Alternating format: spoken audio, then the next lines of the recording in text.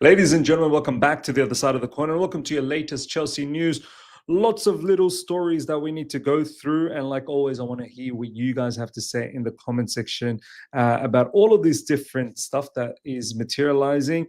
Obviously, as you can see, a picture of Din Huijsen, the brother that I like to call Din Hussein, the brother from Iraq. But now, look, lots popping off. Looks like we're heavily linked with him. Whether he chooses us or not, we shall figure it out. Now, before we get into all the Chelsea news, ladies and gentlemen, I know we've got the Liverpool game coming up, and you must be wondering where's the Liverpool preview for this game? Where's your score prediction? This, that, the other. Look, we've already covered it in the latest episode of All You Can Eat Chelsea, as you can see over there. Hoping for a drunkard Liverpool. If you want to hear what we had to say in regards to the Liverpool match, go and check out the latest All You Can Eat Chelsea episode, which you can find right there if you haven't seen, where we talk about the outlook of this Liverpool game. So I'm not going to bore you guys in talking about that again. Now, let's get cracking into it. All right, first up, it's in regards to Din Huijsen. Din Huijsen scores, gets his 4th Man of the Match award, with his future set to be decided soon, probably this month. Chelsea, Arsenal and Liverpool are all involved in the race to sign Spanish CB with 50 million release clause. The chill guy assessing all options ahead of decision. The chill guy. Look, first of all, big up to Bournemouth. I actually had a belief that they were going to beat Arsenal, because Arsenal, you'd think that one eye would be on that. Well, not just one eye, both the eyes should be on that PSG fixture. But then I looked at their lineup. It was a very, very strong lineup. So I'm not really sure what Arteta was trying to do. Maybe Arteta was trying to win this game. Of course, he was trying to win this game and get some confidence moving into that PSG game. But it all backfired on them. And Arsenal ended up losing that. And Huijsen scored one of them. I think the other one was Evan Nielsen. So big win for Bournemouth. Arsenal, I mean, I must say, in the season where they were supposedly meant to be primed to win the Premier League, they're only 3 points ahead. Like, Man City are 3 points away from Arsenal, and this is supposedly meant to be Man City's worst season. So trust the process, trust the phases. Big up. But yeah, look, in regards to Din Huijsen, I've always said he's a quality defender. He really is. But he's another young defender. He's not the finished product. There's still a lot that he needs to develop. And again, like, we're just going to, litter the entire squad with these 19, 20, 21-year-olds. We need some form of experience. Some of you guys keep commenting, Miz, no, what is this experience? It's not just about... No, look, it's not just about the age. I get that. But I'm talking about players that have played at the highest level for a prolonged period of time. Din Huijsen is also a growing character. Got no issues with him as a defender. Got no issues with Chelsea wanting to buy him. But you have to then go and get a defender that can sort of show Din Huijsen the way around. Like a Marquinhos type of a defender. Like a Thiago Silva type of a defender. We need that. It's paramount.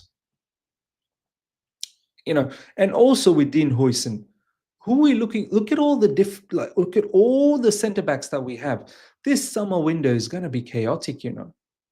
We are very much linked with Din Huijsen. Now, whether we get him or not, I don't know. And I've already said in the last few months since we've been linked with Din Huijsen, 50 million release clause. That's probably fair enough price. And him being young, we're probably going to offer him a long-term contract. Decent size of wage, probably somewhere around 100K. Is definitely nowhere near that kind of wages right now at Bournemouth. But I've said, Din Huijsen, why do you want to come to Chelsea, man?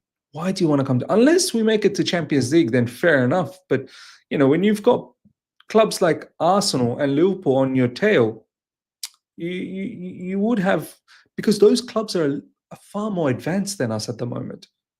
If we continue with our policy of this youthful policy, I don't know, man. It's not going to work out. It's only going to be hardship. Why come to a football club where, there's so many youngsters and everyone wants to come here for development, but not that many are being actually developed? And on top of that, the environment, Chelsea fans, we expect a lot. We are expecting Premier League title challenge next season. And if we're in the Champions League, then we're expecting good stuff from the Champions League. Dean Huijsen, can you handle all of that? It's not the perfect place to, like, from what the fans expect and what the club is doing, it's not the perfect place. But we're linked because he's young. He's 50 million release clause, so it's not exorbitant amount of money, and his wages are probably going to be affordable. If we get him, as I said, get me an experienced defender next to him, and then you're going to have to get rid of so many other defenders because we are stacked. We have Anselmino as well, don't forget. We still need to get rid of Desasi. We've got Badiashile. We've got Levi Cole. We need to get rid of Chalobah. We need to get rid of Wesley Fofana. We've got Tosin. The names continue, and I've probably missed out on plenty in there. But ladies and gentlemen, let me know your thoughts in regards to our constant link with Dean Huijsen. We are definitely interested, and we'll see. We'll see what happens. I feel like if Dean Huijsen gets a big offer in terms of long-term contract, he probably might choose Chelsea Football Club, Next up, ladies and gentlemen, Strasbourg, they're doing a madness. They are absolutely doing a madness, ladies and gentlemen. Next season, if Strasbourg, regardless where they make it, we're going to have to follow them in Europe. We're going to have to pencil it down that Strasbourg needs to be followed. Strasbourg won again overnight. Overnight for me, but today for everyone around Europe. Big victory against PSG, ladies and gentlemen. Huge victory. PSG got a big game. They're probably thinking about that one eye on Arsenal. I just want to see what type of team PSG put out today, because this 3 points for Strasbourg is huge. Let's have a look at the lineup for PSG. Gonzalo Ramos up front, Ibrahim Mbaye, Bakola, Lee Kang-in, Jean Neves, Seni Mayulo. Yeah, look, it's all players that don't generally play. Yeah, it's a heavily rotated play. From the goalkeeper to the defensive line to most parts of the midfield and up front, everyone is different. So obviously PSG are looking into that Arsenal fixture. They want to rest everyone for this one. But big win, man. Big up to Andre Santos, won the most duels, 11, and was the most foul player 4 in Strasbourg win over PSG. I mean, ladies and gentlemen, I know it's the Farmers League. That's what everyone says, right? And it is. It's a league that's a lot more easier. But what Strasbourg has done, Strasbourg's not one of the strongest teams over there. Now, I mean, obviously with the talent, the young talent. See, the policy of what our owners and our directors are doing in terms of youthful policy works in a league like Liga, because the entirety of the league is not that competitive. So you can potentially bring in all of these talents in one place like we're doing at Strasbourg, and you can get something out of it. And in this case, they're going to get some form of European, place, whether it's Champions League, whether it's Europa League, they're going to get something. And this is huge for Strasbourg. This same policy won't work in the Premier League because Premier League is far competitive. But look, Andre Santos continues to have this stellar season. He needs to be penciled down to be a Chelsea player next season. There is absolutely no doubt about that. On top of that as well, Petrovic too. George Petrovic is also having a stellar season with Strasbourg, and I'm starting to think maybe he does deserve to come back and have a chance at Chelsea Football Club again after an epic development with Strasbourg. So it'll be interesting to see who we send next season. There's talks about Kendry Paez, there's talks about Anselmino, there's talks about many players that could potentially go to Strasbourg. We can only send 3, so we'll see which 3 we send. But huge, another solid performance from Petrovic and a big performance from Strasbourg. The question is, Liam Rossignol, ladies and gentlemen. Liam Rossignol, is he a better manager than Enzo Maresca? Let me know your thoughts in the comment section. I have a feeling our owners and our directors are probably looking at Liam Rossignol and thinking, do you know what? Maybe the next Chelsea manager is going to be Liam Rossignol for what he has done with Strasbourg. Strasbourg, they are nowhere to be seen in European places. And then this season now, they're on the verge of making it into Champions League. We'll see what happens. A few more matches to go, but they're only a point away from being in that Champions League position. So anything is possible. But if Strasbourg are able to get Champions League spot, Liam Rossignol. I know Strasbourg fans are not happy the way they're being run by Blueco, because obviously they're a sister club, and we seem to just send all these youngsters over there. They want to have some form of, they have a culture at Strasbourg. They want to have an identity, and they don't want to be utilized as, some sort of a sister club where, we just offload all of these talents and then use them, basically use and abuse them. But if Strasbourg get themselves European, spot, and on a consistent basis they do, and Liam Rossignol's managerial contract has been extended as well to, I believe, 2028, so, or 2027, something like that. And I'd love to see Liam Rossignol continue with Strasbourg and see what he can do in European stage. So look, nice little story for Blueco. Not everything is all, well, most parts for me is doom and gloom with Blueco, but the Strasbourg story is taking a nice turn. Now, next up, ladies and gentlemen, congratulations to Frank Lampard for leading Coventry from the relegation places to the playoffs. What an achievement. Good luck, Super Frank. This is from Chelsea Dodgers, and Coventry, booked themselves a position in the playoffs. This is another one that I'd like to pencil it down to watch as a watch along, see what Coventry does. If Frank Lampard somehow makes it to the Premier League, gets promoted, that's a big achievement. That's a huge achievement. That's something that he hasn't done previously. I think previously he tried to do that with Derby, and Derby got knocked out by Aston Villa.